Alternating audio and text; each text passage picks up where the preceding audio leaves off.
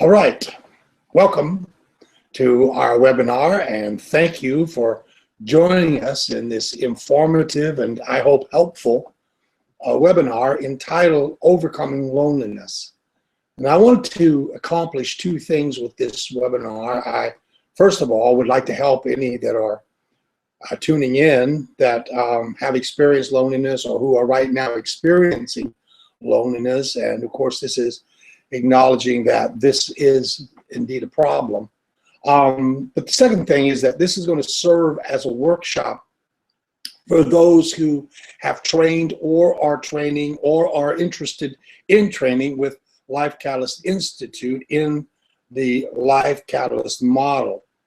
If this were a real coaching session or a mentoring session, then we would have already evaluated the person or persons that we are going to be life coaching or mentoring, and we would have established the goal, and of course we would have established the obstacle, and the obstacle in this case would be loneliness.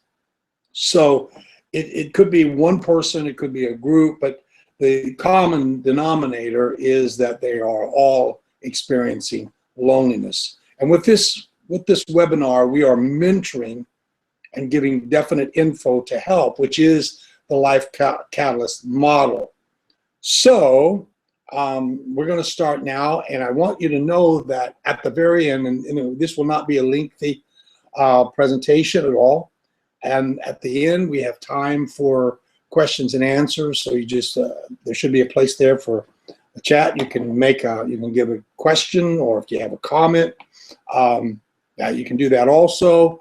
If you have any problems with that, you can email me, rlwiser, W-Y-S-E-R, all small, rlwiser@aol.com, and we'll make sure that whatever question or your comment is brought live. So we're going to go into our discussion here into our presentation, and I hope that you will enjoy this. So we are talking about overcoming loneliness. Overcoming loneliness. So the basic question is, what is loneliness? And it is a painful feeling that something is missing in our lives. We feel disconnected from friends and family and the world, and especially God. When God is very important to us, and it's very sad to feel cut off from God. So loneliness is not the same thing as being alone. One person might be alone and not feel lonely, while another might feel lonely in a crowd. We can actually be lonely surrounded by friends if they are not our friends. So we need to know the difference between solitude and loneliness. The truth is that loneliness can hurt us emotionally, even physically. It can keep us from enjoying life as much as we could or as much as we should. But then loneliness can also help us. It can help us by spurring us to take a fresh look at ourselves and to grow. So it's a positive thing in that regard. The question, is it normal to feel lonely? Yes. Surveys show that 1 out of 4 people feel lonely at any given moment. So 1/4 of any group that we see are experiencing loneliness. Some people feel lonely after a change. For example, a move to a new home, or a new job, or retirement, or separation or divorce, or the death of a loved one. Those are monumental changes. And as people adjust to the change and make new friends, their loneliness goes away. People who value a church have a real advantage here. And I want you to see as I go along, or you will see, that I'm a big believer in church. I believe that it's great to have a church family. Other people feel lonely most of the time. Their loneliness might be linked to shyness, poor self-esteem or ego, a lack of communication skills, a painful past, a person who has been abused physically or sexually, for example, may be unwilling to trust others, so they have trust issues, old age, when many friends and family have passed on and memory is the only real communication, the loneliness of grief is that you miss someone terribly and you can't do anything about it. Whatever the reason, loneliness can be overcome. It can be overcome. So let's look farther. People of all ages may feel lonely. Children, those who are shy, who have few opportunities to be with playmates, or who are teased, rejected, or bullied, may feel lonely. Adolescents, those who are becoming independent, may feel lonely until they form strong attachments outside of the family. And then young adults, those living away from their families, often feel very lonely at first. Married people, they may feel lonely if they no longer share thoughts or interests with each other and they're growing apart.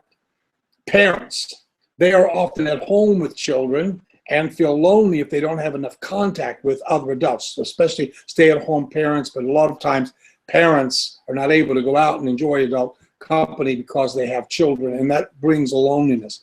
Newly divorced people, they feel lonely because often they feel cut off from their friends. Friends tend to back away from a divorce situation so as not to be caught in the middle, and that's very lonely. And retired people, often they had few friends outside of work and now they feel lonely, especially if they move to a new community. But here, again, those who value a church and the church family have a very clear advantage here. And then widows and widowers, when they lose a spouse, there is often a feeling of loneliness as well as grief. So how do people respond to loneliness?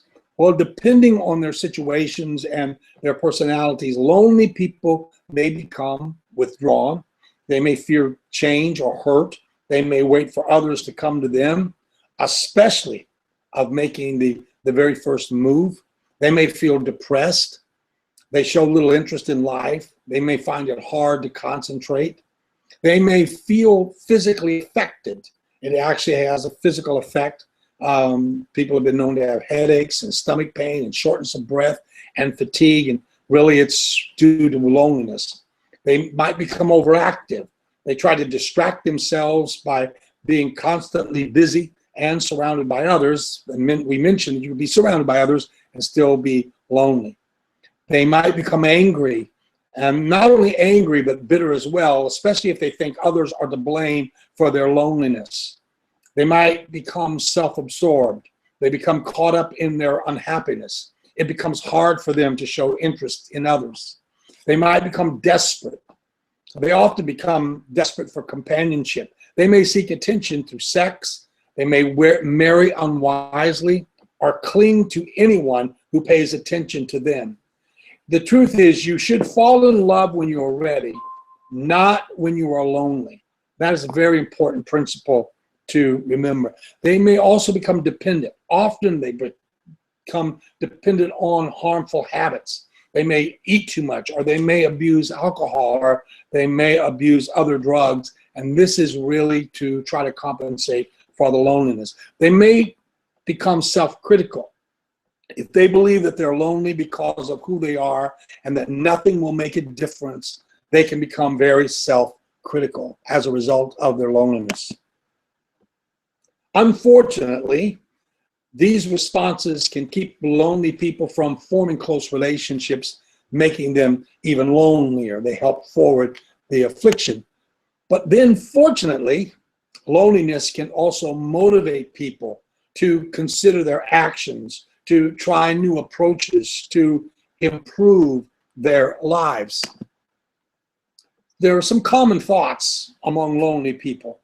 One, I don't have friends because I don't deserve them. No, you don't. You only think that you don't deserve them.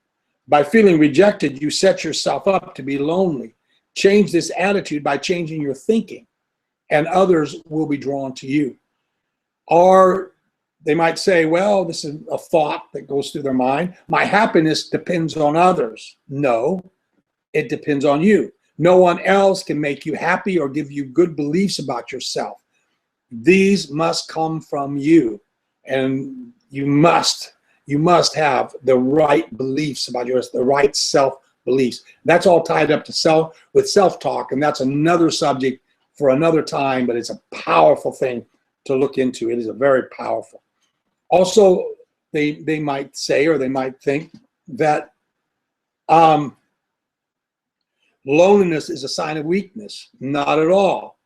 But because our culture makes heroes of those who go it alone, it's hard for people to admit they need others, even to themselves. Well, I just got a note that says our slides are not showing up on here, so we'll just go back to the live, and I'll teach it live on here. Okay. Well, my engineer said to continue. So anyway, overcoming loneliness by looking at yourself is a very good thing. Recognize your talents and your strengths. Write them down and review them when you're feeling low. This is a good way to talk to yourself. That's self-talk. Also, learn to enjoy time alone. You must be comfortable with yourself before you can get close to others. Pamper yourself. For example, take a walk or cook a good meal for yourself or go to a favorite restaurant. And then test your beliefs. Ask yourself, because you always confront your belief system, your beliefs that are not right, that shouldn't be there, you need to confront. So you need to ask yourself, testing your beliefs, why do I think people don't like me? And second, is there any evidence to support this belief? And third, could there be other explanations? For example, could friends who rarely call be having problems of their own? Or perhaps people don't want to intrude. They think, well, I'm intruding on this person. Consider your actions. Might they be keeping potential friends away? For example, do you complain a lot? Control conversations. By improving your social skills, you can make a fresh start. And then expand your social skills. It takes effort to develop friendships. Create a positive image. And you can do this through your appearance. And one of the best ways to change your appearance, cheapest way, is to smile. That's wonderful. But then you can also brighten up your wardrobe as much as you can afford. And then another reason or another way is to make frequent eye contact with the people that you meet. And then not only create a positive image, but you need to show your interest. That's how you expand your social skills. And you can do that by giving compliments, asking questions, helping someone in need. Pay close attention is another way. When someone talks, don't interrupt to talk about yourself. Another thing is make the first move. The first step is up to you towards someone you think you would like. Don't wait for them to come to you. And then be yourself. Don't feel that you have to impress others by being extra clever or charming. Another thing is show you understand. And you can show that you understand how a person feels, for example, by saying, you must be very excited about your trip, or you have every reason to be upset. And that's empathy. That is empathizing, which leads to building rapport with people. Another way is share your views and feelings. Reveal the worthwhile person that you are. You can even say, hey, I'm lonely. And the other person might answer, because of your transparency, so am I. And then finally, it takes time, so be patient. It takes time to build friendships and accept the fact that no one is liked by everyone. And so if you're shy, here is an overcoming shyness life map for you. Now, a lot of what we do in mentoring and in life coaching, one of the great instruments is a life map. And so now my life maps are sometimes big, big items, very intricate, but there are some life maps that are very small. And this is a little life map that's very small, but it's meaningful. So if you're shy, you have this little life map, which is really a prescription for overcoming shyness. How do I become a social animal? And so here's how you do it. It's week 1, and this is very slow, but if you're shy, this might have a meaning for you. Week 1, say hello to the person each time you meet. Week 2, start a few short conversations with the person. Week 3, invite the person to join you for coffee or for lunch, so you've sort of worked into it. And, potential friends are everywhere. The more people you meet, the more likely you'll be to find a friend. The Bible has it very right. If we want friends, we must first show ourselves to be friendly. Take a class. Beyond this, you can try a new sport or hobby that interests you and involves other people. And that's another way. Commonality is a way of building rapport. Volunteer at a library or healthcare facility or at church. Helping others will help you feel better about yourself also.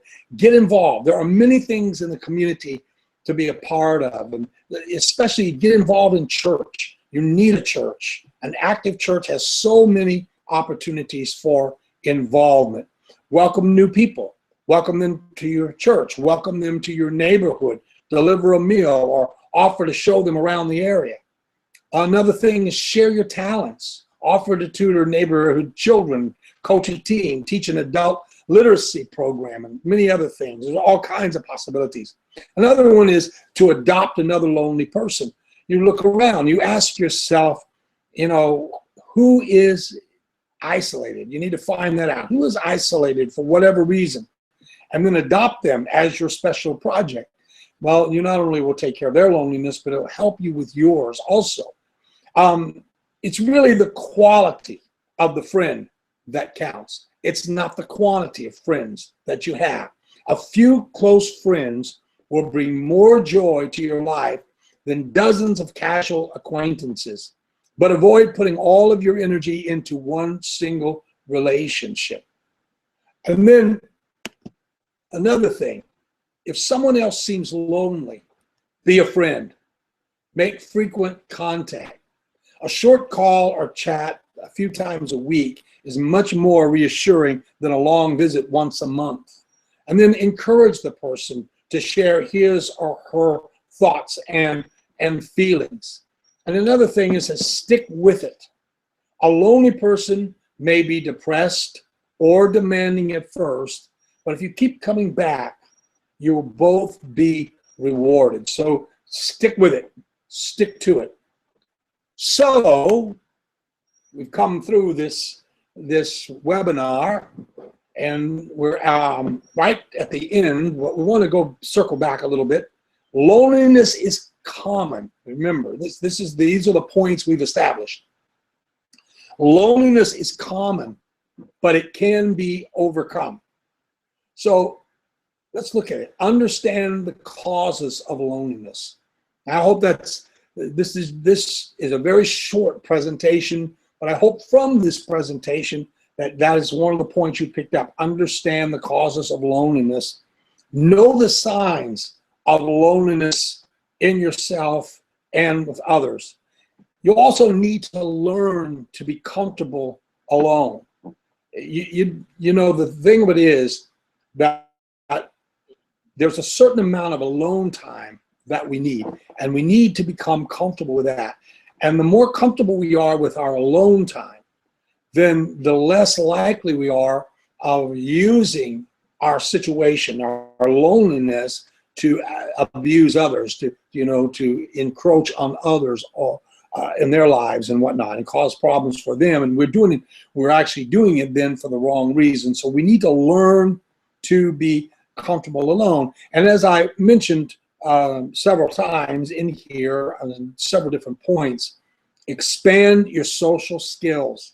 One of the life skills that you need to develop, especially if your loneliness is your obstacle, and it would be an obstacle that you have to having a social life. You may dream of having this social life. Your obstacle is you're lonely for whatever reason. So you need to expand your social skills. That's how you attack that obstacle. That's how you reach that goal. But you need to remember one point, and this is so important. We need to remember this one point. You deserve good friends. You deserve it.